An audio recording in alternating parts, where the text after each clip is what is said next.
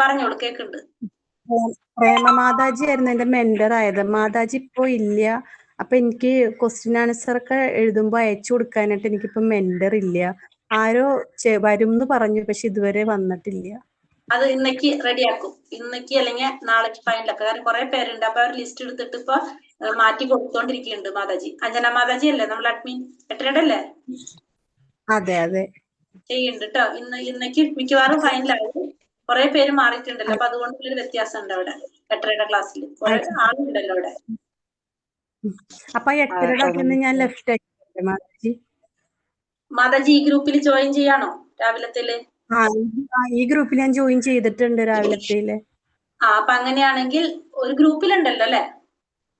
അതെ, ഗ്രൂപ്പിലുണ്ട്. അപ്പൊ അങ്ങനെയാണെങ്കിൽ ഒരെണ്ണത്തിൽ ഇരുന്നാൽ മതി. ഒന്നുകിൽ 8:30 അല്ലെങ്കിൽ ശരി മാതാജി. ഹരേ കൃഷ്ണ. ഹരേ കൃഷ്ണ. ക്ലാസ് കഴിഞ്ഞ് ലീവ് ചെയ്യേണ്ടവർക്ക് ലീവ് ചെയ്യാം. ഇനി നമുക്ക് അടുത്തത് ലെവൽ 3യുടെ ക്ലാസ് അല്ലേ? ഹരേ കൃഷ്ണ. ഹരേ കൃഷ്ണ മാതാജി. ഹരേ കൃഷ്ണ മാതാജി. ഞാൻ ഏതെല്ലോ ക്ലാസ്സിന് അറ്റൻഡ് ചെയ്യുന്നുണ്ട്. 8 മണിക്കാണ് ഞാൻ ശരിക്കും ഏതോ ക്ലാസ്സിന് അറ്റൻഡ് ചെയ്യുന്നു. കിട്ടുമ്പോ ഹരേ കൃഷ്ണ ചെയ്തോളൂ. സമയം കിട്ടുമ്പോ കേറുന്നു. ശരി. ഹരേ കൃഷ്ണ മാതാജി. എനിക്ക് ഭഗവത്ഗീത ഭാഗവതം വേണം കേട്ടോ. എന്ത് മാതാജി? ഞാൻ ഏതെല്ലോ ക്ലാസ്സിന് അറ്റൻഡ് ചെയ്യുന്നു. മനസ്സിലായി. അടുത്ത ആള് പറഞ്ഞത് ഭാഗവതം കിട്ടുന്ന ക്ലാസ്സിനെല്ലാം അറ്റൻഡ് ചെയ്യുന്നുണ്ട്. സമയം ഇവിടെ ഫ്രീ ആകുമ്പോ. അതൊക്കെ അത് കേട്ടു ഞാൻ. അടുത്ത ആള് പറഞ്ഞ കേട്ടില്ല. ഭാഗവതം വേണമെന്നാ പറഞ്ഞത്. എനിക്ക് വേണം. സുജാത. എനിക്കൊരു മെസ്സേജ് ഇടാവോ? ഇട്ടോളൂ കേട്ടോ. മെസ്സേജ് ഇട്ടോളൂ, ഞാൻ ലിങ്ക് അയച്ചുതരാം.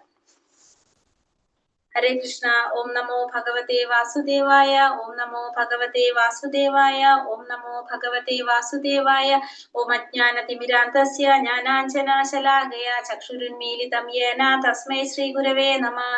നമോ വിഷ്ണുപാദായ കൃഷ്ണപ്രേഷ്ഠായ ഭൂതലേ ശ്രീമതേ ഭക്തിവേദാന്ത സ്വാമിനിധി നാമിനേ. നമസ്തേ സാരസ്വതേ ദേവേ ഗൗരവാണി പ്രചാരിണേ നിർവിശേഷ ശൂന്യവാദി പാശ്ചാത്യ ദേശകാരിണേ. ജയ ശ്രീ കൃഷ്ണ ചൈതന്യ പ്രഭു നിത്യാനന്ദ ശ്രീ അദ്വൈത ഗദാധര ശ്രീവാസാദി ഗൗര ഭക്തവൃന്ദ. ഹരേ കൃഷ്ണ കൃഷ്ണ കൃഷ്ണ ഹരേ ഹരേ. ഹരേ രാമ രാമ രാമ ഹരേ ഹരേ. ഹരേ കൃഷ്ണ. ശ്രീ ശ്രീ രാധാ ഗോവിന്ദ ടെമ്പിൾ ഇസ്കോൺ ബാംഗ്ലൂരിന്റെ ഈശോപനിഷത്ത് ക്ലാസ്സിലേക്ക് എല്ലാവർക്കും സ്വാഗതം. ഹരേ കൃഷ്ണ. എല്ലാവർക്കും പ്രണാമം. അപ്പൊ നമ്മളിന്ന് ഈശോപനിഷത്തില് ഇന്ന് എത്രാമത്തെ മന്ത്രമാണ്? നമ്മളെ 14 ആണല്ലേ? 14 തന്നെയാണല്ലേ? ഹരേ കൃഷ്ണ. അപ്പൊ 14ാമത്തെ മന്ത്രം നമ്മൾ ഇന്ന് എടുക്കാണ്. അപ്പൊ നമ്മളിവിടെ ആദ്യത്തെ മന്ത്രത്തെ കുറിച്ച് നമുക്ക് 9, 10, 11 നമ്മൾ പറഞ്ഞു. വിദ്യയുടെ അടിസ്ഥാനത്തില് ഗ്രൂപ്പ് ആക്കുന്നതിനെ കുറിച്ച് പറഞ്ഞു. വിദ്യ അവിദ്യ അങ്ങനെയാണ് നമ്മൾ ഗ്രൂപ്പ് ആക്കിയിട്ടുണ്ടായിരുന്നത് അല്ലെ? ആദ്യത്തെ 3 മന്ത്രം 11. ഹരേ കൃഷ്ണ. അതിലെന്താ പറഞ്ഞ? നമ്മള് 9ാമത്തെ മന്ത്രത്തിൽ നമ്മൾ കണ്ടു. 9ാമത്തെ മന്ത്രത്തിൽ വിദ്യ എന്ന് പറഞ്ഞ തെറ്റായ അവിദ്യ എന്ന് പറഞ്ഞത് ജ്ഞാനം നമ്മൾ അന്ധകാരത്തിലേക്ക് കൊണ്ടുപോകുന്നു പറഞ്ഞു. 10ാമത്തെ മന്ത്രത്തിൽ നമ്മൾ പറഞ്ഞു വിദ്യ എന്ന് പറഞ്ഞത് ശരിയായ ഭഗവാനെ കുറിച്ചുള്ള ജ്ഞാനം. അവിദ്യ എന്ന് പറഞ്ഞാല് ഭൗതിക ജ്ഞാനം. രണ്ടിനും 2 ഫലമാണെന്ന് കണ്ടു. പിന്നെ 3ാമത്തിൽ നമ്മൾ പറഞ്ഞു വിദ്യയെ കുറിച്ചും അറിയണം അവിദ്യയെ കുറിച്ചും അറിയണം. എങ്കിൽ മാത്രമേ ആ ജനന മരണ ചക്രത്തിൽ നിന്ന് മറികടക്കാനായിട്ട് നമുക്ക് സാധിക്കുള്ളൂ എന്ന് കണ്ടു അല്ലെ? ആദ്യത്തെ 3 എണ്ണം. ഇനി അടുത്തത് ആരാധനയുടെ അടിസ്ഥാനത്തിലാണ് 12, 13, 14 ഗ്രൂപ്പ് എന്ന് കണ്ടു നമ്മള്. അപ്പൊ ആരാധനയുടെ അടിസ്ഥാനത്തിൽ ആദ്യത്തെ നമ്മൾ എന്ത് പറഞ്ഞു? സംഭൂതി അസംഭൂതി അല്ലെ? അവിടെ പറഞ്ഞു ഭഗവാന്റെ ആ ബ്രഹ്മത്തെ ആരാധിക്കുന്നവര് അന്ധകാരത്തിലേക്ക് പോകും.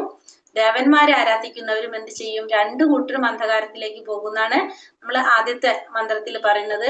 2ാമത്തിൽ നമ്മൾ പറഞ്ഞു എന്താണ് ഇവിടെ പറഞ്ഞത്? സംഭവാത് അസംഭവാത് എന്ന് പറഞ്ഞാല് ഭഗവാനെ കുറിച്ച് മനസ്സിലാക്കുക. ഭഗവാനെ ആരാധിക്കുന്നവര് ഭഗവാന്റെ ലോകത്തിലേക്ക് പോകും. ദേവന്മാരെ ആരാധിക്കുന്നവര് ദേവന്മാരുടെ ലോകത്ത്. അപ്പൊ രണ്ടിനും 2 ഫലമാണെന്നുള്ളത് നമ്മള് മനസ്സിലാക്കി. ഇനി 3ാമത്തിൽ അപ്പൊ എന്താ പറയുന്നത്? വിദ്യ വെച്ച് പറയുമ്പോ ഇവിടെ ഭഗവാനെ കുറിച്ച് അറിയണം ദേവന്മാരെ കുറിച്ച് അറിയണം. എങ്കിൽ മാത്രമേ നമുക്ക് എന്ത് സാധിക്കുള്ളൂ? 2 ലോകത്തെ കുറിച്ച് അറിഞ്ഞാലേ നമുക്ക് എവിടേക്കാണ് പോകേണ്ടതെന്ന് കറക്റ്റ് ആയിട്ട് മനസ്സിലാക്കി തെരഞ്ഞെടുക്കാനായിട്ട് സാധിക്കുള്ളൂ. അതാണ് ഇവിടെ 3ാമത്തെ മന്ത്രത്തിൽ പറയുന്നത്. ക്ലിയർ ആയോ ഞാൻ ഈ പറഞ്ഞത്? നമുക്ക് 14ാമത്തെ മന്ത്രത്തിലേക്ക് കടക്കാം. ഹരേ കൃഷ്ണ.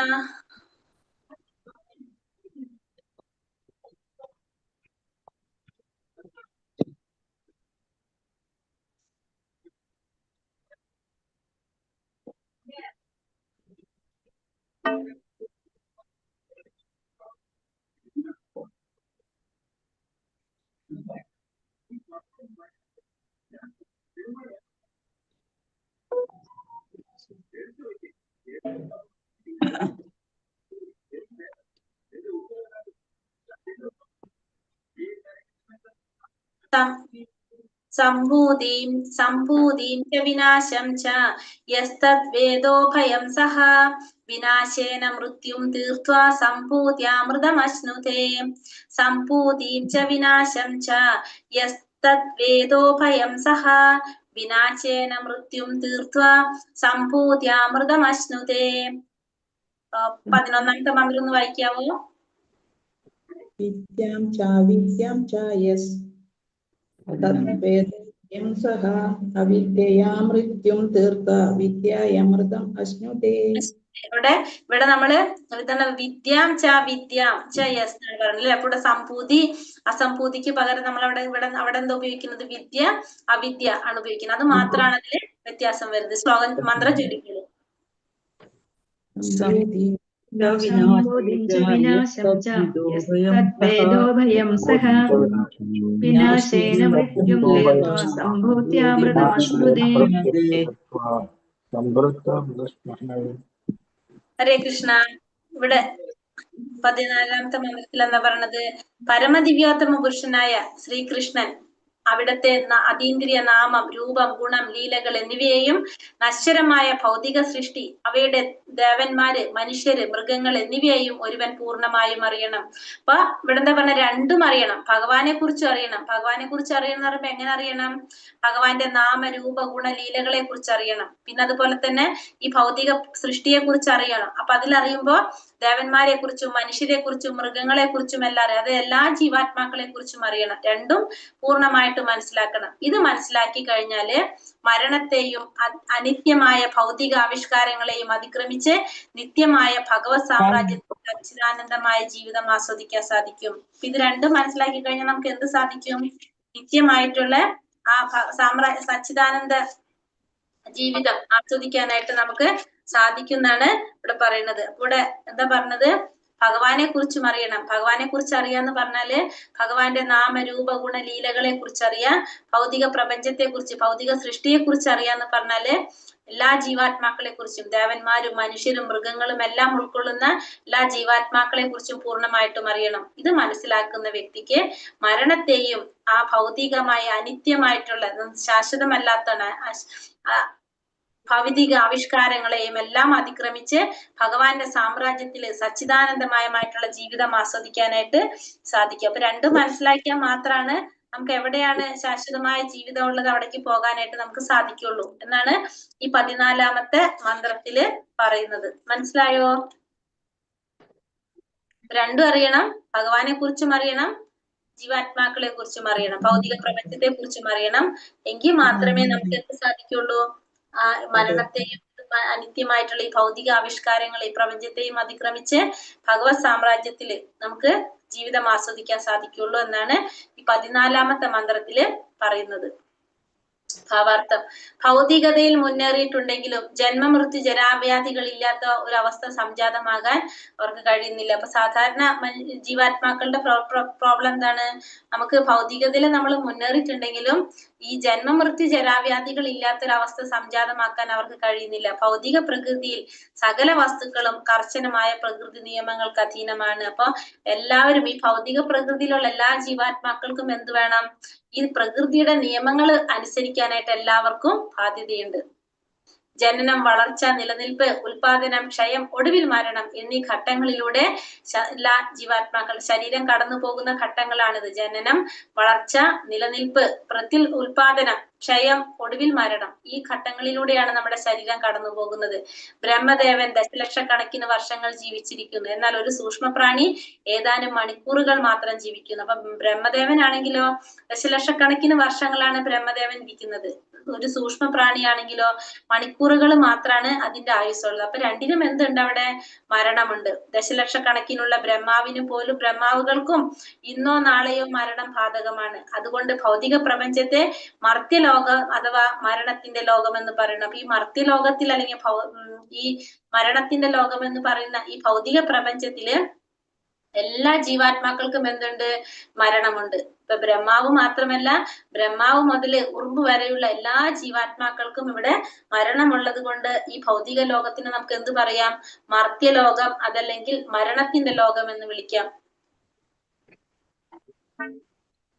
ശാസ്ത്രജ്ഞന്മാരും രാഷ്ട്രീയക്കാരും ഈ സ്ഥലം മരണമുക്തമാക്കാൻ ശ്രമിക്കുന്നു. കാരണം മരണരഹിതമായ ആത്മീയ പ്രകൃതിയെ കുറിച്ച് അവർക്ക് വിവരമില്ല. അപ്പൊ ശാസ്ത്രജ്ഞന്മാരും രാഷ്ട്രീയക്കാരൊക്കെ എന്ത് ചെയ്യാൻ ശ്രമിക്കുന്നുണ്ട്? നമ്മുടെ ഈ ഭൗതിക പ്രപഞ്ചത്തെ മരണമുക്തമാക്കാൻ ശ്രമിക്കുന്നുണ്ട്. അവർക്ക് എന്ത് അറിയില്ല? മരണമുക്തമായിട്ടുള്ള ഒരു ആത്മീയ പ്രകൃതി ഉണ്ടെന്നുള്ളത് അവർക്കറിയില്ല. ആധുനിക മനുഷ്യൻ വേദങ്ങളിൽ നിന്നും ഇതിഹാസങ്ങളിൽ നിന്നും ശാസ്ത്രങ്ങളിൽ നിന്നും ജ്ഞാനം കൈവരിക്കുന്നതിൽ വിമുഖനാണ്. അപ്പൊ എന്താ കാരണം അതിന്? ഇന്നത്തെ മനുഷ്യര് ഇതിഹാസങ്ങള്, ശാസ്ത്രങ്ങളിൽ നിന്നൊക്കെ ആ ജ്ഞാനം കൈവരിക്കാനായിട്ട് വിമുഖത കാണിക്കുന്നതാണ് മെയിൻ ആയിട്ടുള്ള കാരണം. വിഷ്ണു പുരാണം പറയുന്നു 6:7-61 വിഷ്ണു ശക്തിപരാ പ്രോക്ത ക്ഷേത്രജ്ഞാഖ്യാത തഥാപര അവിദ്യ കർമ്മ സംജാന്യ തൃതീയ ശക്തിരിഷ്യത്തെ. വിഷ്ണു പുരാണത്തിൽ ഭഗവാന് ഉത്കൃഷ്ട ശക്തി അഥവാ പരാശക്തി, അധമശക്തി അഥവാ അപരാശക്തി, രണ്ട് വിഭിന്ന ശക്തികളെ കുറിച്ച്, ഭിന്നമായ ശക്തികൾ ഉണ്ടെന്ന് പറയുന്നു. അപ്പൊ ഭഗവാന് രണ്ട് ശക്തികൾ, ഒന്ന് പരാശക്തി, അപരാശക്തി, പരാപ്രകൃതി, അപരാപ്രകൃതി എന്ന് പറയും. ഒന്ന് ഉത്കൃഷ്ട ശക്തി, രണ്ടാമത്തത് അധമശക്തി, അപരാപ്രകൃതി എന്ന് പറയും. അപ്പൊ നമുക്കറിയാം ഉത്കൃഷ്ട ശക്തി എന്ന് പറഞ്ഞാൽ ആരാണ്? ജീവാത്മാക്കളാണ്. അധമശക്തി അല്ലെങ്കിൽ അപരാപ്രകൃതി എന്ന് പറയുന്നത് ഏതാണ്? ഭൗതിക പ്രകൃതിയാണ്.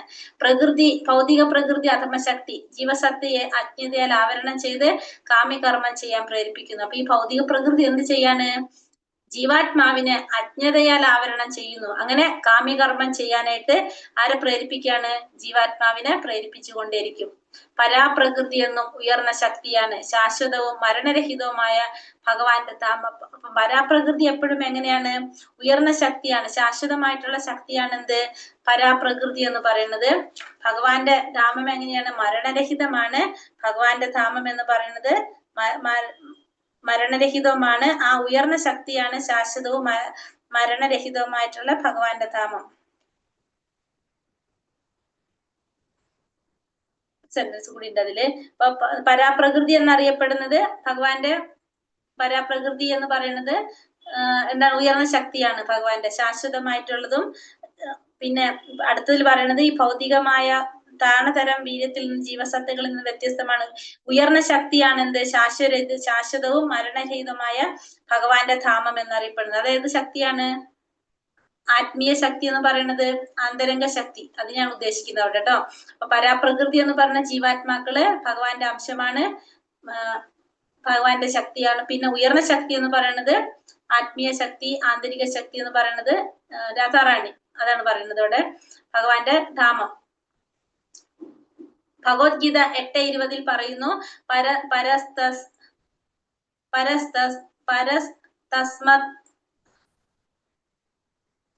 പരസ്തസ്മത്തുഭാവോന്യോ വ്യക്തോ വ്യക്താർത്ഥ സനാതന യസ്സ സർവേഷു ഭൂതേഷു നശ്യസ്തു ന വിനശ്യതി. ഊർധ്വലോകങ്ങൾ, മധ്യലോകങ്ങൾ, അധോലോകങ്ങൾ തുടങ്ങി സൂര്യൻ, ചന്ദ്രൻ, ശുക്രൻ എന്നിവയുൾപ്പെടുന്ന ഗ്രഹങ്ങൾ പ്രപഞ്ചത്തിലുടനീളം വ്യാപിച്ചു കിടക്കുന്നു. ഇവിടെ എന്താ പറയുന്നത്? ഇവിടെ ഭഗവത്ഗീതയിൽ 8:20 പറയുന്നതാണ് ഊർധ്വലോകങ്ങള്, മധ്യലോകങ്ങള്, അധോലോകങ്ങൾ തുടങ്ങിയ സൂര്യൻ, ചന്ദ്രൻ, ശുക്രൻ എന്നിങ്ങനെയുൾപ്പെടെ എല്ലാ ഗ്രഹങ്ങളും പ്രപഞ്ചത്തിലുടനീളം വ്യാപിച്ചു കിടക്കുന്നു. അപ്പൊ ജീവിതത്തെ കുറിച്ച് ഇവിടെ പറയാണ് അല്ലെ. ഇപ്പൊ ഈ പ്രപഞ്ചം മുഴുവനും വ്യാപിച്ചു കിടക്കുന്നതാണ് ഈ ഊർധ്വലോകങ്ങൾ വെച്ചാൽ മുകളിലുള്ള ലോകങ്ങള്, മധ്യലോകങ്ങള്, അധോലോകങ്ങള് തുടങ്ങി സൂര്യൻ, ചന്ദ്രൻ, ശുക്രൻ എന്നിവ ഉൾപ്പെടെ എല്ലാ ഗ്രഹങ്ങളും എന്നീ പ്രപഞ്ചം മുഴുവനും പ്രപഞ്ചത്തിലുടനീളം വ്യാപിച്ചു കിടക്കുകയാണ്. ചില താണതരം ഗ്രഹങ്ങൾ ബ്രഹ്മാവിന്റെ അടുത്ത ദിനത്തിന്റെ അന്ത്യത്തിൽ വിനാശമടയുകയും ബ്രഹ്മാവിന്റെ അടുത്ത ദിനത്തിൽ വീണ്ടും സൃഷ്ടിക്കപ്പെടുകയും ചെയ്യുന്നു. അപ്പോൾ ഈ 3 തരത്തിലുള്ള ലോകങ്ങൾ, ഊർധ്വലോകവും, മധ്യലോകവും, അധോലോകം. ഇതില് ബ്രഹ്മാവിന്റെ അടുത്ത ദിനത്തില് ബ്രഹ്മാവിന്റെ നമ്മൾ ഒരു രാത്രിയാവുമ്പോ എന്ത് സംഭവിക്കുകയാണ്? ബ്രഹ്മാവിന്റെ ഒരു പകല് കഴിയുമ്പോൾ ഒരു പ്രളയം വരും. പ്രളയം 2 തരത്തില് പ്രളയം വരും. ഒന്ന് എന്താണ്? നൈമിത്തിക പ്രളയവും ഒന്ന് മഹാപ്രളയവും. അതിലെ ആദ്യത്തെ പ്രളയം എന്ന് പറയുന്നത് ബ്രഹ്മാവിന്റെ ഒരു പകല് കഴിഞ്ഞ് രാത്രിയാവുമ്പോഴാണ് എന്ത് വരുന്നത്? ആദ്യത്തെ പ്രളയം സംഭവിക്കുന്നത്. ഒരു പകല് കഴിയുമ്പോ രാത്രിയാകുമ്പോ. അപ്പോൾ എന്താ സംഭവിക്കുന്ന വെച്ചിട്ടുണ്ടെങ്കിൽ ബ്രഹ്മലോകം പോകുന്നില്ല. അതിന് താഴെയുള്ള 2 ലോകം വിട്ടിട്ടുള്ള ലോകങ്ങളാണ് എന്ത് സംഭവിക്കുന്നത്? ഇല്ലാതാകുന്നത് ആ പ്രളയത്തില്. പിന്നെ പിറ്റന്നാള് നേരം വെളുത്ത് വരുമ്പോ, ബ്രഹ്മാവിന്റെ ദിവസം വരുമ്പോ, പിറ്റേ പകല് വരുമ്പോ അത് വീണ്ടും വരികയും ചെയ്യും. അതാണ് ഇവിടെ വരുന്നത് ഈ ആദ്യത്തെ ചെറിയ പ്രളയത്തിൽ സംഭവിക്കുന്നത്. വലിയ പ്രളയം വരുമ്പോ എന്താണ്? ബ്രഹ്മാവിന്റെ ആയുസ് തീരുമ്പോഴാണ് എന്ത് വരുന്നത്?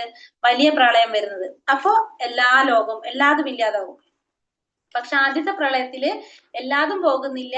എന്ത് മാത്രമേ പോകുന്നുള്ളൂ? ബ്രഹ്മലോകം, ആദ്യത്തെ 2 ലോകമുണ്ട്. ബ്രഹ്മലോകം ഉണ്ടാവും, പിന്നെ വരുന്ന 2 ലോകം. അത് കഴിഞ്ഞിട്ടുള്ള ലോകങ്ങൾ മാത്രമാണ് എന്ത് സംഭവിക്കുന്നത്? അവിടെ ഇല്ലാതാകുന്നത്. എങ്ങോട്ടാ പോകുന്നത്? ഭഗവാന്റെ വായ്ക്കുള്ളിലേക്ക് പോകുകയാണ് ചെയ്യുന്നത്.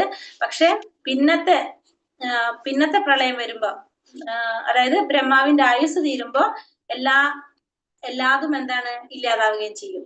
ഇവിടെ ബ്രഹ്മാവിന്റെ അടുത്ത ദിനത്തില് വീണ്ടും സൃഷ്ടിക്കപ്പെടുകയും ചെയ്യുന്നു എന്ന് പറയുന്നത് ഏത് പ്രളയത്തെയാണ് ഉദ്ദേശിക്കുന്നത്? ചെറിയ പ്രളയത്തെയാണ് ഇവിടെ ഉദ്ദേശിക്കുന്നത്. സത്യ, ത്രേതോ, ദ്വാപര, കലി തുടങ്ങിയ ഭൂമിയിലെ ചതുർയുഗങ്ങളുടെ കാലയളവ് 12,000 വർഷമാണ്. ഇവിടെ 12,000 വർഷമാണ് എന്ത് കാലയളവ് പറയുന്നത്. അതിനെ 1000 കൊണ്ട് ഗുണിക്കുമ്പോൾ ബ്രഹ്മാവിന്റെ ഒരു പകലായി. അതുപോലെ തന്നെയാണ് ബ്രഹ്മാവിന്റെ രാത്രിയും വരുന്നത്. അപ്പൊ ഇവിടെ ഈ 12,000 വർഷം എന്ന് പറയുന്നത് ഈ യുഗങ്ങളുടെ കാലയളവാണ് പറയുന്നത്. ദൈവവർഷമായിട്ടാണ് പറയണത് ഇവിടെ കേട്ടോ. 12,000 വർഷം എന്ന് പറയുന്നത് മനുഷ്യരുടെയും ദേവന്മാരുടെയും സമയഗണത്തിനുള്ള വ്യത്യാസം അനുസരിച്ച് ദേവന്മാരുടെ ഒരു വർഷം എന്ന് പറയുന്നത്, ദേവന്മാരുടെ ഒരു വർഷമാണ് ദൈവവർഷം. അപ്പൊ ഒരു ദൈവവർഷം എന്ന് പറയുന്നത് 360 മനുഷ്യന്റെ വർഷമാണ്. അപ്പൊ ദേവന്മാരുടെ ഒരു ദിവസം എന്ന് പറഞ്ഞാൽ മനുഷ്യന്റെ ഒരു വർഷത്തിന് തുല്യാണ്. അപ്പൊ അങ്ങനെയാണ് ഇവിടെ 12,000 വർഷം പറയുന്നത്. അപ്പൊ ബ്രഹ്മാവിന്റെ ഒരു പകല് എന്ന് പറയുന്നത് എന്താണ്? അതിനെ 1000 കൊണ്ട് ഗുണിക്കുമ്പോൾ കിട്ടുന്നത്. അതേപോലെ തന്നെ ബ്രഹ്മാവിന്റെ രാത്രി. ഇപ്പൊ ബ്രഹ്മാവിന്റെ ജീവിതത്തിന്റെ അവസാനത്തില് ഈ പ്രപഞ്ചം മുഴുവൻ എന്ത് ചെയ്യും? എല്ലാതും നശിച്ചു പോകും. അപ്പൊ നമ്മള് പറഞ്ഞിരിക്കുന്ന 4,32,000 വർഷമാണല്ലോ. 43,20,000 വർഷം. 43,20,000 വർഷമാണ് ഈ മനുഷ്യവർഷം നമുക്ക് നമ്മൾ ഓർമ്മയുണ്ടോ അത് കണക്ക്? അതായത് ഒരു കലിയുഗത്തിന്റെ വർഷം എത്രയാണ്? കലിയുഗം 4,32,000, പിന്നെ ദ്വാപരയുഗം 8,64,000, പിന്നെ വന്നിട്ട് ത്രേതായുഗം 12,96,000, സത്യുഗം വന്നിട്ട് 17,28,000. ഇതിന്റെ ടോട്ടൽ വരുന്നത് 43,20,000. ആ 43,20,000-നെയാണ് ഇവിടെ ദേവവർഷത്തില് 12,000 എന്ന് പറയുന്നത്. അതിന് 43,20,000-നെയാണ് ഇവിടെ 12,000 എന്ന് പറയുന്നത്. രണ്ടും ഒരേ കണക്കാണ്. ഒന്ന് മനുഷ്യവർഷവും 2 ദൈവവർഷവും. അതാണ് തമ്മിലുള്ള വ്യത്യാസം. അപ്പൊ ബ്രഹ്മാവിന്റെ ജീവിതത്തിന്റെ അവസാനം എന്ത് സംഭവിക്കും? ഈ പ്രപഞ്ചം മുഴുവനും ഇല്ലാതാകും. ഉയർന്ന ലോകമായ സൂര്യനിലും ചന്ദ്രനിലും മറ്റ് ജീവജാലങ്ങളും അതുപോലെ ഭൂമിയിൽ മർത്യലോകത്തിൽ കഴിയുന്നവരും അധോലോകങ്ങളിൽ കഴിയുന്നവരുമെല്ലാം ബ്രഹ്മാവിന്റെ രാത്രി സമയത്തെ പ്രളയത്തിലാഴുന്നു. ഇവിടെ ഉയർന്ന ലോകമായിട്ടുള്ള സൂര്യനിലും ചന്ദ്രനിലും മറ്റു കഴിയുന്ന ജീവജാലങ്ങള്, അതുപോലെ ഭൂമിയിലെ മർത്യലോകത്തിൽ കഴിയുന്നവരും എല്ലാം എന്താണ്? ബ്രഹ്മാവിന്റെ രാത്രി സമയത്തെ പ്രളയത്തില്. ഇപ്പൊ ഏത് ലോകം? 5ാമത്തെ ലോകമാണ് അല്ലെ നമ്മൾ പറഞ്ഞ ദേവന്മാരുടെ ലോകം. ആ ലോകം എന്ത് സംഭവിക്കുന്നത്? ബ്രഹ്മാവിന്റെ ഒരു ദിവസത്തില് രാത്രി വരുന്ന പ്രളയത്തില് ഇല്ലാതാകുന്നുണ്ട്. ആദ്യത്തെ ബ്രഹ്മലോകവും പിന്നെ മഹർലോകം, ആദ്യത്തെ 3 ലോകം അത് മാത്രമാണ് എന്ത് സംഭവിക്കാത്തത്, ഇല്ലാതാകാത്തത്. ബാക്കി എല്ലാ ലോകങ്ങളും അപ്പോഴും ഇല്ലാതാകുന്നുണ്ട്. അപ്പൊ ഭൂമിയിൽ മർത്യലോകത്തിൽ കഴിയുന്നവരും അധോലോകങ്ങളിൽ കഴിയുന്നവരെല്ലാം ഈ രാത്രി സമയത്ത് പ്രളയത്തില് ജലത്തിലാഴുന്നുണ്ട്. ആധ്യാത്മികമായി അവയുടെ നിലനിൽപ്പ് തുടരുന്നുവെങ്കിലും ഈ കാലയളവിൽ ഒരു ജീവിവർഗമോ ജീവജാലങ്ങളോ പ്രത്യക്ഷപ്പെടുന്നില്ല. ഈ അപ്രകടിത കാലത്തെ അവ്യക്തം എന്ന് പറയുന്നു. അപ്പോഴും എന്താണ്, ആധ്യാത്മികമായിട്ട് അവരുടെ നിലനിൽപ്പ് അവിടെ ഉണ്ട്. നമ്മൾ ഈ പറഞ്ഞ മറ്റുള്ളവർക്ക് പ്രളയം സംഭവിക്കുന്നില്ലല്ലോ അവിടെ, അപ്പോഴും അവരവിടെ നിലനിൽക്കുന്നുണ്ട്. പക്ഷെ എന്താണ്, ആ സമയത്ത് അവരവിടെ പ്രത്യക്ഷത്തിൽ പെടുന്നില്ല, അവിടെ പ്രത്യക്ഷത്തിൽ കാണുന്നില്ല. അതുകൊണ്ട് ആ കാലയളവിൽ നമുക്ക് എന്ത് പറയാം, അപ്രകടിത കാലത്തെ അവ്യക്തം എന്ന് പറയും. അത് നമുക്ക് കാണുന്നില്ല, അവിടെ ഉണ്ട്, പക്ഷെ അവര് ആ സമയത്ത് അവിടെ ഒന്നും ആക്ഷൻ ഇല്ലൊന്നും, പ്രവൃത്തികളൊന്നുമില്ല. അതുകൊണ്ട് ആ സമയം നമുക്ക് അവ്യക്തം എന്ന് വിളിക്കാം, കാണാത്ത ഒരു പീരീഡിനെ. എന്നാൽ ബ്രഹ്മാവിന്റെ ജീവിതാന്ത്യത്തിൽ എല്ലാ പ്രപഞ്ച സർഗങ്ങളും നാശമടയുന്ന മറ്റൊരു അവ്യക്ത അവസ്ഥയുണ്ട്. പക്ഷെ ജീവിതത്തിന്റെ അവസാനം ബ്രഹ്മാവിന്റെ ആയുസ് പോകുമെന്നാണ്, പുതിയൊരു ബ്രഹ്മാവ് വരുന്ന സമയം അതെല്ലാതും ഇല്ലാതെ ഒക്കെ നാശമടഞ്ഞു പോകും. അത് ഫുള്ള് ഇല്ലാതാകാണ് ചെയ്യുന്നത്. മറ്റേതെന്താണ്, എല്ലാവരും പോകുന്നില്ല, പക്ഷെ പോകാത്തവരെന്താണ് അവിടെ നിലനിൽക്കുന്നുണ്ട്, പക്ഷെ അവർ പ്രത്യക്ഷത്തിലില്ല. അപ്പൊ ആ കാലത്ത് നമുക്ക് എന്ത് പറയാം, അതിനെ അവ്യക്തം എന്ന് വിളിക്കാൻ സാധിക്കും. എന്നാൽ ഈ 2 അവ്യക്ത വ്യവസ്ഥകൾക്ക് അതീതമായി മറ്റൊരു അപ്രകടിത അവസ്ഥ, ആധ്യാത്മിക പ്രകൃതിയുണ്ട്. ഈ ആധ്യാത്മിക ഗ്രഹങ്ങൾ ശാശ്വതമായിട്ട് നിലനിൽക്കുക. അപ്പൊ ഇത് രണ്ടും അല്ലാതെ പിന്നത്തെ ഒരു അവസ്ഥ എവിടെ വരുന്നത്, ആധ്യാത്മിക പ്രകൃതിയിൽ. ഇത് ഭൗതിക പ്രപഞ്ചത്തിലെ പറയണത്. ആധ്യാത്മിക പ്രകൃതിയിൽ എങ്ങനെയാണ്, ശാശ്വതമായിട്ട് നിലനിൽക്കുന്നത്. അവിടെ ഒന്നിനൊന്നൊരു മാറ്റം സംഭവിക്കുന്നില്ല, അത് ശാശ്വതമാണ് എപ്പോഴും. വിവിധ ബ്രഹ്മാക്കളുടെ അധികാര പരിധിയിലുള്ള ഭൗതിക പ്രപഞ്ചങ്ങളെല്ലാം ഭഗവത് വിഭൂതിയുടെ 4/1 ഭാഗം മാത്രമാണ്. അപ്പൊ ഈ ഭൗതിക പ്രപഞ്ചം എന്ന് പറയുന്നത് ആരാണ് അവിടെ അധികാരി, ബ്രഹ്മാവാണ്. ബ്രഹ്മാവിന്റെ അധികാര പരിധിയിലുള്ളതാണ് ഈ ഭൗതിക പ്രപഞ്ചത്തില്. അതെന്ന് പറയുന്നത് ഭഗവത് വിഭൂതി 4 ഭാഗത്തില് ഒരേ ഒരു ഭാഗം മാത്രമാണ് എന്ത്, ഈ പറഞ്ഞ പ്രപഞ്ചം, ഭൗതിക പ്രപഞ്ചം എന്ന് പറയുന്നത്. അതിനെ ഏകപാത് വിഭൂതി എന്ന് പറയും. 4-ലെ ഒരു ഭാഗമാണ് എന്ത്, ഈ ഭൗതിക പ്രപഞ്ചം. അതിനെ നമ്മൾ എന്ത് പറയും, ഏകപാത് വിഭൂതി എന്ന് അറിയപ്പെടുന്നു. വിവിധ ഭഗവത് വിഭൂതിയുടെ 4/3 ഭാഗം അടങ്ങുന്ന ആത്മീയ പ്രകൃതി അഥവാ ത്രിപാത് വിഭൂതി ബ്രഹ്മാവിന്റെ അധികാര പരിധിക്ക് പുറത്താണ്. അപ്പൊ ഈ ബ്രഹ്മാവിന്റെ അധികാര പരിധിയിൽ വരുന്ന ഏത് മാത്രമേ ഉള്ളൂ, ഈ ഭൗതിക പ്രപഞ്ചം മാത്രമേ വരുന്നുള്ളൂ. അതാണ് ഏകപാത് വിഭൂതി എന്ന് പറയുന്നത്. ബാക്കിയുള്ളത് എവിടെയാണ്, ത്രിപാത്, ബാക്കി 3 ഭാഗങ്ങൾ അതെവിടെയാണ്, ആത്മീയമായ പ്രകൃതിയാണ്, ഭൗതിക പ്രപഞ്ചത്തിന് പുറത്തുള്ളതാണ്. അപ്പൊ അതിന്റെ പരിധി അധികാരം ആർക്ക് കിട്ടില്ല, ബ്രഹ്മാവിനില്ല. ബ്രഹ്മാവിന് ഈ ഭൗതിക പ്രപഞ്ചത്തിൽ മാത്രമേ ഉള്ളൂ. അത് ആത്മീയ പ്രകൃതി അല്ലെങ്കിൽ ത്രിപാത് വിഭൂതി എന്ന് പറയുന്നത് ബ്രഹ്മാവിന്റെ അധികാര പരിധിക്ക് അപ്പുറത്തുള്ളതാണത്. ആധ്യാത്മിക പ്രകൃതിയിൽ അധിവസിക്കുന്നത് പരമദിവ്യോത്തമ പുരുഷനായ ഭഗവാൻ ശ്രീകൃഷ്ണനാണ് എവിടെയുള്ളത്, ഈ ആധ്യാത്മിക പ്രകൃതിയിലുള്ളത്. ഭഗവത്ഗീത 8:22 ഉറപ്പിച്ചു പറയുന്നത് പോലെ അവിടത്തെ സമീപിക്കണമെങ്കിൽ കലർപ്പില്ലാത്ത ഭക്തിയുടെ സേവനം കൊണ്ടല്ലാതെ ജ്ഞാനം, യോഗം, കർമ്മം എന്നിവയാൽ സാധ്യമല്ല. അപ്പൊ ഭഗവാനെ സമീപിക്കണമെങ്കിൽ നമുക്ക് എന്ത് വേണം, ജ്ഞാനം, യോഗം, കർമ്മം, ഇതുകൊണ്ടൊന്നും സാധിക്കില്ല. ഭക്തിയുടെ സേവനം കൊണ്ട് മാത്രമേ നമുക്ക് എന്ത് സാധിക്കുള്ളൂ, ഭഗവാനെ സമീപിക്കാനായിട്ട് സാധിക്കുള്ളൂ. ഭക്തി ഇല്ലാതെ ഭഗവാനെ അറിയാനായിട്ട് നമുക്ക് സാധിക്കില്ല. കാമ്യകർമ്മങ്ങൾ ചെയ്യുന്നവർ സൂര്യൻ, ചന്ദ്രൻ എന്നിവർ ഉൾപ്പെടുന്ന സ്വർഗലോക രാജ്യഗ്രഹങ്ങളിലേക്ക് ഉയർത്തപ്പെടുന്നു. അപ്പൊ കാമ്യകർമ്മങ്ങൾ ചെയ്യുകയാണെങ്കിൽ നമുക്ക് എവിടെ പോകേണ്ടി വരും, ഫലം ആഗ്രഹിച്ചുകൊണ്ട് കർമ്മം ചെയ്യുന്ന ഗ്രഹങ്ങളിലേക്ക്, അതായത് സൂര്യൻ, ചന്ദ്രൻ എന്നിവർ ഉൾപ്പെടുന്ന സ്വർഗലോകങ്ങളിലേക്ക് പ്രവേശിക്കാൻ ഉയർത്തപ്പെടും. ജ്ഞാനികളും യോഗികളും ഇതിനേക്കാൾ ഉത്കൃഷ്ടങ്ങളായ മഹർലോകം, തപോലോകം, ബ്രഹ്മലോകം എന്നിവയിലേക്ക് ഉൾപ്പെടും. അപ്പൊ ജ്ഞാനികളും യോഗികളും എവിടേക്കാ പോകുന്നത്, അതിനേക്കാളും മുകളിലേക്കായിരിക്കും പോകുന്നത്. ഉത്കൃഷ്ടങ്ങളായിട്ടുള്ള മഹർലോകം, തപോലോകം, ബ്രഹ്മലോകം എവിടേക്കാണ് അവര് പോകുന്നത്. അവർ ഭക്തിയുടെ സേവനത്തിൽ വീണ്ടും യോഗ്യത നേടിക്കഴിയുമ്പോൾ പ്രകാശമാനമായ ആത്മീയ വിഹായസിലോ ബ്രഹ്മജ്യോതി വൈകുണ്ഠ ലോകങ്ങളിലോ ഓരോ വ്യക്തിയുടെ യോഗ്യതയ്ക്കനുസരിച്ച് പ്രവേശിക്കാൻ അനുവദിക്കപ്പെടുന്നു. അപ്പൊ ആദ്യം അവരെവിടേക്ക് പോകാണ്, ഇപ്പൊ ഈ ബ്രഹ്മലോകത്തിലോ അതല്ലെങ്കിൽ മഹർലോകത്തിലോ തപോലോകത്തിലോ പോകും. അങ്ങനെ അവിടെ ചെന്നാലും അവരെന്ത് ചെയ്യണം, ഭക്തിയുടെ സേവനം ചെയ്തുകൊണ്ടിരിക്കണം. ഈ ഭൗതിക ലോകത്തില് എവിടെ ചെന്നാലും നമ്മൾ എന്ത് ചെയ്തുകൊണ്ടിരിക്കണം, ഈ ഭക്തിയുടെ സേവനം, ഭഗവാനെ സേവനം ചെയ്തുകൊണ്ടിരിക്കണം. അങ്ങനെ നമ്മൾ ഭക്തിയുടെ സേവനം ചെയ്ത് അവിടെ നിന്ന് യോഗ്യത നേടിക്കഴിഞ്ഞാൽ നമുക്ക് എവിടേക്ക് പോകാം, വൈകുണ്ഠ ലോകങ്ങളിലേക്ക് പോകാം. അതായത് നമ്മുടെ യോഗ്യതയ്ക്കനുസരിച്ച് നമുക്ക് ബ്രഹ്മജ്യോതിയിലോ വൈകുണ്ഠ ലോകത്തിലോ ഗോലോക വൃന്ദാവനത്തിലേക്കോ പ്രവേശിക്കാനായിട്ട് സാധിക്കും. ഭൗതിക ഗ്രഹങ്ങളിൽ ബ്രഹ്മാവ് മുതൽ ഉറുമ്പ് വരെയുള്ള ജീവസത്തകൾ പ്രകൃതിക്ക് മേൽ ആധിപത്യം സ്ഥാപിക്കാൻ ശ്രമിച്ചുകൊണ്ടിരിക്കുകയാണ്. അപ്പൊ ഈ ഭൗതിക ലോകത്തിലെ എല്ലാവരും എന്ത് ചിന്തിച്ചുകൊണ്ടിരിക്കുകയാണ്? ഈ ഭൗതിക പ്രകൃതിക്ക് മേലുള്ള ആധിപത്യം സ്ഥാപിക്കാൻ ശ്രമിച്ചുകൊണ്ടിരിക്കുന്നവരാണ്.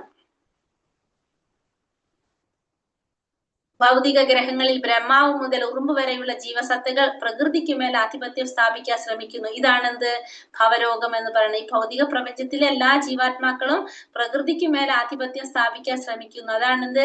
ഭവരോഗം എന്ന് പറയുന്നത്. മനുഷ്യന്റെയോ മൃഗത്തിന്റെയോ ഏത് രൂപമായാലും ബ്രഹ്മാവിന്റെ രാത്രിയിലും ബ്രഹ്മാവിന്റെ ജീവിതാന്ത്യത്തിലുള്ള 2 പ്രളയകാലത്തും ആ ജീവന് പ്രകടമല്ലാത്ത ഭാവത്തിൽ പ്രവർത്തിക്കേണ്ടതായിട്ട് വരുന്നു. അപ്പൊ മനുഷ്യനായാലും മൃഗമായാലും ഏത് ജീവാത്മാവായാലും ബ്രഹ്മാവിന്റെ രാത്രിയിലായാലും ബ്രഹ്മാവിന്റെ ജീവിതാന്ത്യത്തിലായാലും 2 സമയത്തും എന്താണ്? ആ രണ്ടിനും ആ ജീവാത്മാവിനെ പ്രകടമല്ലാത്ത ഭാവത്തില് പ്രവർത്തിക്കേണ്ടതായിട്ട് വരുന്നു. നമ്മൾ പറഞ്ഞില്ലേ, പ്രകടമല്ലാതെ നിൽക്കുന്നത്. അങ്ങനെ അവരുടെ സംസാര ചക്രത്തിന് വിരാമമിടണമെങ്കിൽ നാം ആത്മീയ ഗ്രഹങ്ങളിൽ പ്രവേശിക്കാൻ ശ്രമിക്കണം. അപ്പൊ നമ്മുടെ ഈ സംസാര ചക്രത്തിന് നമ്മൾ ഈ സംസാരത്തില് ഉള്ള നമ്മുടെ ആ ചക്രം നമ്മൾ ഇങ്ങനെ കറങ്ങിക്കൊണ്ടിരിക്കുകയാണത്. അതിന് നമുക്ക് വിരാമം ഇടണമെങ്കിൽ നമ്മൾ എന്ത് വേണം? ആത്മീയ ലോകങ്ങളിലേക്ക് കടക്കണം. അല്ലെങ്കിൽ നമുക്ക് ഈ ജന്മമൃത്യു ജരാവ്യാധി വന്നുകൊണ്ടേയിരിക്കും, ജനനവും മരണവും സംഭവിച്ചുകൊണ്ടേയിരിക്കും. നമുക്ക് അതിൽ നിന്ന് മാറണമെങ്കിൽ നമ്മൾ എന്ത് കടക്കണം? ആത്മീയ ഗ്രഹങ്ങളിലേക്ക് പ്രവേശിക്കണം. ബദ്ധ ജീവാത്മാക്കൾ ഭൗതിക പ്രകൃതിക്ക് മേൽ ആധിപത്യം സ്ഥാപിക്കാൻ ശ്രമിക്കുന്നതിനാൽ അതിന്റെ കർക്കശ നിയമങ്ങൾക്ക് അധീനരായി അവർക്ക് ഭൗതിക ക്ലേശങ്ങൾ അനുഭവിക്കേണ്ടി വരുന്നു. അപ്പൊ ബദ്ധ ജീവാത്മാക്കൾ എന്താ ചെയ്തുകൊണ്ടിരിക്കുന്നത്? ഈ ഭൗതിക പ്രകൃതിക്ക് മേൽ ആധിപത്യം സ്ഥാപിക്കാൻ ശ്രമിക്കുകയാണ്. അപ്പൊ അതുകൊണ്ട് തന്നെ അതിന്റെ കർക്കശ നിയമങ്ങൾക്ക് അധീനരായിട്ട് അവർക്ക് ഭൗതികമായിട്ടുള്ള ക്ലേശങ്ങൾ അനുഭവിക്കേണ്ടതായിട്ട് വന്നുകൊണ്ടിരിക്കുകയാണ്. അപ്പൊ എല്ലാവരും ക്ലേശങ്ങൾ അനുഭവിക്കേണ്ടതായിട്ട് വരാണ് ചെയ്യുന്നത്. എന്തുകൊണ്ടാണത്? നമ്മൾ ഈ ഭൗതിക പ്രകൃതിക്ക് മേലെ ആധിപത്യം സ്ഥാപിക്കാൻ ശ്രമിക്കുന്നത് കൊണ്ട് തന്നെ. മതധർമ്മം പുനഃസ്ഥാപിക്കുന്നതിന് വേണ്ടിയാണ് ഭഗവാൻ ഈ ലോകത്തെത്തുന്നത്. അതിന്റെ അടിസ്ഥാന തത്വം അദ്ദേഹത്തിൽ ശരണാഗതി മനോഭാവം വളർത്തുക എന്നാണ്. അപ്പൊ നമ്മള് ധർമ്മത്തെ പുനഃസ്ഥാപിക്കാൻ വേണ്ടി ഭഗവാൻ അവതരിക്കും. അപ്പൊ നമ്മള് മെയിനായിട്ട് നമ്മൾ എന്താ ചെയ്യേണ്ടത്? ഭഗവാന് ശരണാഗതി പ്രാപിക്കുക. ആ മനോഭാവം നമ്മളിൽ വളർത്തുക. നമ്മള് ഭഗവാന് ശരണാഗതി പ്രാപിക്കാനുള്ള ഒരു മനോഭാവം നമ്മൾ വളർത്തേണ്ടതാണ്. 18:66 ഭഗവാൻ പറയുന്നത്, സർവധർമാൻ പരിത്യജ്യ മാമേകം ശരണം വ്രജ. സർവധർമ്മങ്ങളെയും ത്യജിച്ച് എന്നിൽ ശരണം തേടുക. നിർഭാഗ്യവശാൽ പരമപ്രധാനമായ ശിക്ഷണത്തെ ദുർവ്യാഖ്യാനം ചെയ്ത് ജനങ്ങളെ പല വിധത്തിൽ വഴിതെറ്റിപ്പിച്ചിരിക്കുന്നു. അപ്പൊ നമ്മള് ശരിക്കും ഇവിടെ എന്താ പറയണത്? ഭഗവാൻ ലാസ്റ്റ് ശ്ലോകത്തിൽ വന്ന് പറയുന്നതാണ്, എല്ലാ ധർമ്മങ്ങളും വിട്ട് ഭഗവാനെ മാത്രം ശരണം പ്രാപിച്ച ഭഗവാൻ നമ്മൾ എല്ലാ വിധത്തിലുള്ള പാപങ്ങളിൽ നിന്ന് എല്ലാത്തിനും രക്ഷിക്കുന്ന പറയുന്നത്. നമുക്ക് പിന്നെ ഭഗവാനെ ശരണം പ്രാപിച്ച ഒരു വ്യക്തിക്ക് വേറെ ഒന്നില്ല, ഒന്നിനോടും കടപ്പാടില്ല, ഒന്നിനോടും ബാധ്യതയില്ല. പക്ഷെ എന്താണ് ഇവിടെ സംഭവിക്കുന്നത്? ഇതിനെ ദുർവ്യാഖ്യാനം ചെയ്ത് ജനങ്ങളെ തെറ്റിദ്ധരിപ്പിക്കുകയാണ് ചെയ്യുന്നത്. ആശുപത്രികൾ ആരംഭിക്കാൻ ജനങ്ങൾ ഉദ്ബോധിപ്പിക്കപ്പെടുന്നു. ഭഗവത്ഗീതയിൽ 7:14 വ്യക്തമായി സൂചിപ്പിക്കുന്നത് പോലെ ഈശ്വരാവബോധം ഉണർത്തിയാൽ മാത്രമേ ശക്തമായ പ്രപഞ്ച ശക്തിയെ ശാന്തമാക്കാൻ കഴിയൂ. ഇവിടെ നമ്മൾ എന്താ ചെയ്യേണ്ടത്? ശരിക്കും എല്ലാവരിലും ഈശ്വരാവബോധം ഉണർത്തണം. എങ്കിൽ മാത്രമേ നമുക്ക് എന്ത് സാധിക്കുള്ളൂ? ശക്തമായി പ്രപഞ്ച ശക്തിയെ ശാന്തമാക്കാൻ സാധിക്കുള്ളൂ. അപ്പൊ നമ്മള് ഈശ്വരാവബോധം എല്ലാവരിലേക്കും ഉണർത്തുക എന്നുള്ളതാണ് ചെയ്യേണ്ട മെയിൻ ആയിട്ടുള്ള കാര്യം. ഇവിടെ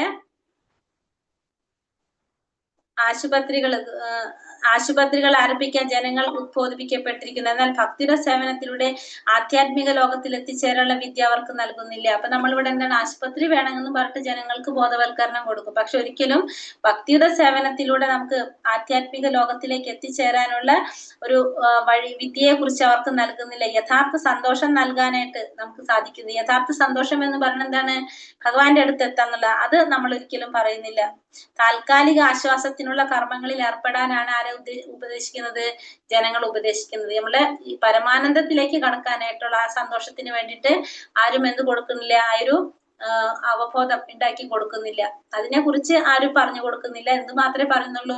താൽക്കാലിക ആശ്വാസത്തിന് വേണ്ടി ആശുപത്രികളെ പോലുള്ള സംരംഭങ്ങൾ തുടങ്ങാനാണ്, അതാണ് പറയുന്നത്. പക്ഷെ ഒരിക്കലും നമ്മുടെ പരമമായ ലക്ഷ്യത്തിലെത്താൻ അല്ലെങ്കിൽ യഥാർത്ഥ സന്തോഷം അനുഭവിക്കാൻ വേണ്ട കാര്യങ്ങളെ കുറിച്ച് ഉള്ള വിദ്യ പറഞ്ഞു കൊടുക്കുന്നില്ല. താൽക്കാലികമായ ഭൗതിക ആവിർഭാവങ്ങളെ മാത്രം മനസ്സിലാക്കിയ ഒരാൾക്ക് തന്നെ സംരക്ഷിക്കാനായിട്ട് സാധിക്കില്ല. ഈ താൽക്കാലികമായിട്ടുള്ള ഈ തരത്തിലുള്ള ആവിർഭാവങ്ങൾ മനസ്സിലാക്കി കഴിഞ്ഞ ഒരാൾക്ക് എന്തുണ്ടാവില്ല, സംരക്ഷിക്കാനായിട്ട് സാധിക്കില്ല. തുടർച്ചയായ ജനന മരണങ്ങളിൽ നിന്ന് രക്ഷപ്പെടണമെന്നുണ്ടെങ്കിൽ ഈശ്വരനുമായുള്ള ഭക്തിയുടെ സേവനം നാം ചെയ്യേണ്ടതാണ്. അപ്പൊ നമുക്ക് ഈ ജനന മരണത്തിൽ നിന്ന് രക്ഷപ്പെടണമെങ്കിൽ നമ്മൾ എന്ത് വേണം, ഭക്തിയുടെ സേവനം നമ്മൾ ചെയ്യണം. ഹരേ കൃഷ്ണ കൃഷ്ണ കൃഷ്ണ ഹരേ ഹരേ, ഹരേ രാമ രാമ രാമ ഹരേ ഹരേ. വഞ്ചാകൽപതരൂപേശ്ച കൃപാ സിന്ധോഭ്യവ ച പതിതാനാം പാവനേഭ്യോ വൈഷ്ണവേഭ്യോ നമോ നമഃ. अनंत कोटि वैष्णव वृंद की जय, श्री प्रभुपाद की जय, गुरुदेव की जय, निताय गौर प्रेमानंदे। हरि हरि बोल। हरे कृष्णा।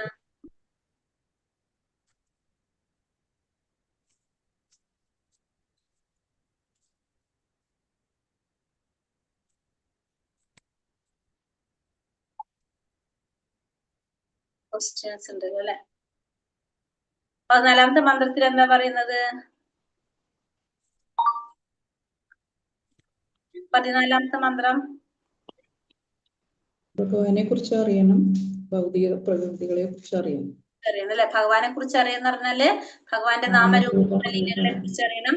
പ്രകൃതിയെ കുറിച്ച് അറിയുന്ന പറഞ്ഞാല് ജീവാത്മാക്കളെ കുറിച്ച്. ജീവാത്മാക്കൾ എന്ന് പറയുമ്പോ മനുഷ്യരും വരും, മൃഗങ്ങളും വരും, ദേവന്മാരും വരും, എല്ലാവരും വരും. ഇതിനെ കുറിച്ച് അറിഞ്ഞാൽ മാത്രമേ നമുക്ക് എന്ത് സാധിക്കുള്ളൂ, ആ പരമധാമത്തിലേക്ക് കടന്ന് ആ സച്ചിദാനന്ദമായിട്ടുള്ള ജീവിതം ആസ്വദിക്കാനായിട്ട് സാധിക്കുള്ളൂ. എന്തുകൊണ്ടാണ് ഭൗതിക പ്രപഞ്ചത്തെ മർത്യലോകം അഥവാ മരണത്തിന്റെ ലോകം എന്ന് വിളിക്കുന്നത്? ഈ ലോകത്ത് ജനിക്കുന്ന ഏതൊരു വസ്തുവിനും മരണം നിശ്ചയമാണ്. നിശ്ചയമാണ്. മരണം ഭൗതിക പ്രകൃതി നിയമമാണ്, അത് മാറ്റാനായിട്ട് നമുക്ക് ആർക്കും സാധിക്കില്ല. എന്തായാലും മരണം ഉള്ളത് കൊണ്ട് മർത്യലോകം എന്ന് പറയുന്നത്. വിഷ്ണു പുരാണം 6-7-61 പ്രസ്താവിക്കുന്നത് എന്താണ്? അൺമ്യൂട്ട് ചെയ്തോളൂ മാതാജി. വിഷ്ണു പുരാണം 6-7-61 എന്താ പറഞ്ഞത്?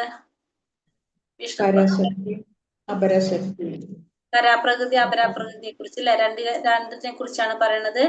ഒന്ന് പരാപ്രകൃതി എന്ന് പറയുന്നത് ഭഗവാന്റെ ഉത്കൃഷ്ട ശക്തികൾ, ജീവാത്മാക്കള്. അപരാപ്രകൃതി എന്ന് പറയുന്നത് ഭൗതിക പ്രകൃതി.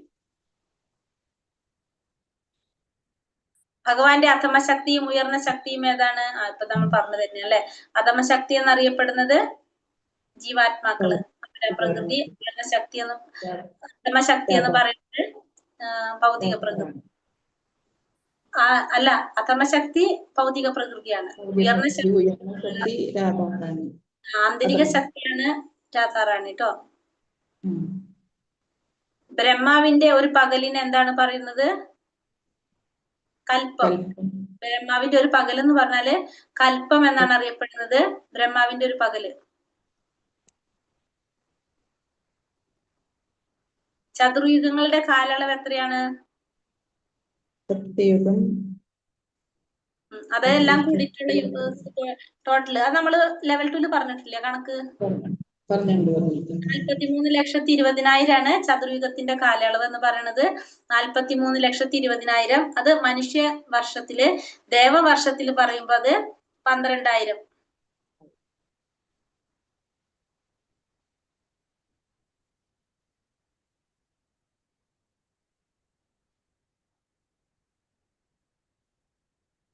പിന്നെ വന്നിട്ട് ബ്രഹ്മാവിന്റെ ആയുസ് എത്രയാണ്?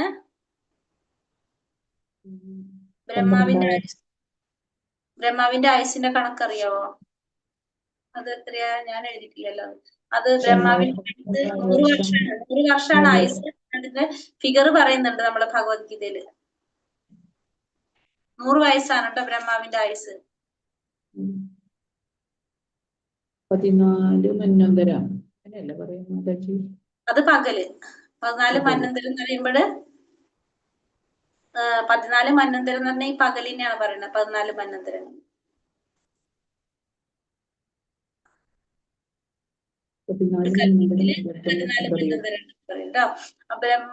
ആയുസിന്റെ 3.14 സംതിങ് അങ്ങനെ എന്തോ കോടി വർഷങ്ങളാണ്. അത്ര അങ്ങനെ കറക്റ്റുള്ള നമ്പർ ആണെന്നാണ് എന്റെ ഓർമ്മ. 311,040,000,000,000. അതാണ് ബ്രഹ്മാവിന്റെ ആയുസ്. അല്ലെങ്കിൽ 100 വർഷം. 100 വർഷം എന്നാണ് നമ്മള് പറയുന്നത്. ബ്രഹ്മ 100 വയസ്സ് വരെ. ബ്രഹ്മാവിന്റെ രാത്രി സമയത്ത് സംഭവിക്കുന്നത് എന്താണ്? ബ്രഹ്മാവിന്റെ രാത്രി സമയത്ത് എന്ത് വരും? ഉൾപ്പെടെ 3 ലോകങ്ങളും പ്രളയം പ്രളയം സംഭവിക്കുകയാണ് ചെയ്യുന്നത്. അവ്യക്തം എന്ന് വിളിക്കുന്നത് എന്തിനെയാണ്? കാണാൻ കഴിയാത്ത, ഇന്ദ്രിയങ്ങൾക്ക് കാണാൻ കഴിയാത്ത അവസ്ഥ. അവ്യക്തം എന്ന് പറയുന്നത് അതാണോ? അപ്രകടിതമായ കാലത്തിനല്ല അവ്യക്തം എന്ന് പറയുന്നത്. പ്രകടിതമായ കാലത്തെ അവ്യക്തം എന്ന് പറയുന്നത് കാലയളവിൽ ഒരു ജീവിവർഗത്തിന് ജീവജാലത്തിന്. അതായത് ആ ബ്രഹ്മാവിന്റെ പ്രളയം സംഭവിക്കുമ്പോ ആദ്യത്തെ 3 ലോകം ഒഴികെയാണ് എന്ത് സംഭവിക്കുന്നത്? പ്രളയത്തിൽ പോകുന്നത്. ആദ്യത്തെ ലോകങ്ങൾക്ക് എന്ത് സംഭവിക്കുന്നില്ല? പ്രളയത്തിൽ നശിക്കുന്നില്ല. അത് ചെറിയ പ്രളയത്തില്, നൈമിത്തിക പ്രളയത്തിൽ നശിക്കുന്നില്ല. അപ്പൊ ആ സമയത്ത് എന്താണ്? അവിടെ ഉണ്ട്, പക്ഷെ അവരവിടെ എന്തില്ല? പ്രകടമാകുന്നില്ല. അപ്പൊ ആ അപ്രകടിത കാലത്തെയാണ് നമ്മൾ എന്ത് പറയണത്? ഇവിടെ എന്താ പറഞ്ഞത്? അവ്യക്തം എന്ന് പറയുന്നത്. അവ്യക്തം എന്ന് പറയുന്നത് അതിനപ്പൊ പ്രളയം സംഭവിക്കുമ്പോ 2 പ്രളയം ഉണ്ടാവും. ഒന്നാമത്തെ പ്രളയം എന്ന് പറഞ്ഞാല് ബ്രഹ്മാവിന്റെ ഒരു പകല് കഴിയുമ്പോ. ആ ബ്രഹ്മാവിന്റെ ഒരു പകൽ എന്ന് പറഞ്ഞിട്ടുണ്ടെങ്കിൽ 14 മന്വന്തരങ്ങളാണ്. 14 മന്വന്തരാണ് ബ്രഹ്മാവിന്റെ ഒരു പകൽ. അപ്പൊ ഇത്രയും കഴിഞ്ഞു വരുമ്പോ ഒരു പ്രളയം വരും. അതാണ് ബ്രഹ്മാവിന്റെ ഒരു പകല് കഴിഞ്ഞ് രാത്രിയിൽ സംഭവിക്കുന്ന പ്രളയം. അപ്പോ ഭൂമിയൊക്കെ പോകും. ആദ്യത്തെ 3 ലോകത്തിന്റെ പേര് പറഞ്ഞല്ലോ. അതൊക്കെയാണ് മഹർലോകം, ബ്രഹ്മലോകം, പിന്നെ അതിനും കൂടി പറഞ്ഞല്ലോ തപോലോകം. തപോലോകം അല്ലെ? ഈ 3 ലോകങ്ങൾ കഴിഞ്ഞിട്ടുള്ള ലോകത്തിനാണ് എന്ത് സംഭവിക്കുന്നത്? ആ പ്രളയത്തില് പോകുന്നത്. പക്ഷേ അപ്പൊ ഈ 3 ലോകങ്ങൾ അവിടെ ഉണ്ടെങ്കിലും അവിടെ എന്തില്ല? അത് പ്രകടമാകുന്നില്ല ഈ 3 ലോകങ്ങൾ. അതിനെയാണ് നമ്മൾ അവ്യക്തം എന്ന് പറയുന്നത്. ഏകപാത് വിഭൂതി, ത്രിപാത് വിഭൂതി വ്യക്തമാക്കുക. ത്രിപാത്ത് ആണ് കേട്ടോ, ശ്രീപാത്ത് അല്ല, ത്രിപാത്ത്. ഏകപാത് വിഭൂതി എന്ന് വെച്ചെന്താണ്? 4ൽ 1 ഭാഗം. ആ ഒരു ഭാഗമാണെന്ത്? നമ്മുടെ ഭൗതിക പ്രപഞ്ചം. ആരാണ് അവിടെ ഉള്ളത്? അധീനത. ആരുടെ അധീനതയിലാണത്? ബ്രഹ്മാവിന്റെ അധീനതയിലുള്ളത്. അതാണ് ഈ ഭൗതിക പ്രപഞ്ചം. അതാണ് ഏകപാത് വിഭൂതി. ത്രിപാത് വിഭൂതി എന്ന് പറഞ്ഞാല് ആത്മീയ ലോകം. ത്രിപാത് വിഭൂതി എന്ന് പറയുന്നത്. ഭഗവത്ഗീത 8:22 ഭഗവാനെ എങ്ങനെ സമീപിക്കാന്നാണ് ഭഗവാൻ പറയുന്നത്? കലർപ്പില്ലാത്ത ഭക്തിയുടെ സേവനം കൊണ്ടല്ലാതെ ഭഗവാനെ സമീപിക്കാനായിട്ട് സാധിക്കില്ല. കാമ്യകർമ്മങ്ങൾ ചെയ്യുന്നവരുടെ സ്ഥിതി എന്താണ്? സ്വർഗലോകങ്ങളിലേക്ക് ഉയർത്തപ്പെടുന്നു. സ്വർഗലോകങ്ങളിലേക്കായിരിക്കും അവർ പോകുന്നത്, ഫലം ആഗ്രഹിച്ച് കർമ്മം ചെയ്യുന്നവര്. ജ്ഞാനികൾക്കും യോഗികൾക്കും എന്ത് സംഭവിക്കും? അവരിടയ്ക്ക് പോകും ഈ പറഞ്ഞ ഉത്കൃഷ്ട ലോകങ്ങളിലേക്ക്, തപോലോകത്തിലേക്കും മഹർലോകത്തിലേക്കും ഒക്കെ ആയിരിക്കും അവർ ഉയർത്തപ്പെടുന്നത്. എന്തുകൊണ്ടാണ് ബദ്ധാത്മാക്കൾക്ക് ഭൗതിക ക്ലേശങ്ങൾ അനുഭവിക്കേണ്ടി വരുന്നത്? അവരെന്ത് ചെയ്യാൻ ശ്രമിക്കും?